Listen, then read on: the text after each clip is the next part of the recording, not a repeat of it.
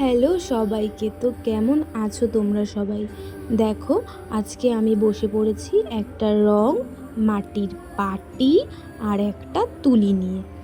অনেক দিন ধরেই এই পাটিটা পড়েছিল ঘরের মধ্যে, কিছু করা হচ্ছিল না, তাই ভাবলাম আজকে এটার মধ্যেই কিছু আঁকিবুকি করব। এই বাটিটা আসলে কিনেছিলাম অনেক দিন আগে, একটা থালি সেট তৈরি করব বলে। কিন্তু আজ করব, কাল করব, এই করছি ওই করছি করতে করতে আর ওটা আমার তৈরি করা হয়নি। এরকম করতে করতে একটা থালা তো ভেঙে গেল, আর একটা গ্লাস আমি অন্য কোনো কাজে লাগিয়ে দিয়েছিলাম। আর এই যে বাটি ছিল পাঁচটা, পাঁচটা বাটির মধ্যে তিনটে বাটি ভেঙে গেছে আর দুটো বাটি রয়েছে। তার মধ্যে থেকে একটা বাটির মধ্যে আজকে আমি কাজ করছি। কি অদ্ভুত তাই না? এই বাটিটাও কিন্তু পারতো ভেঙে যেতে কিংবা কিছু একটা হয়ে যেতে, কিন্তু না, এই বাটিটার মধ্যে আমি কলকা করলাম। ওই যে বলে না, যেটা হওয়ার সেটা হবেই, সেটা তুমি কোনোভাবেই আটকাতে পারবে না। ঠিক তেমনটাই হলো আজকে।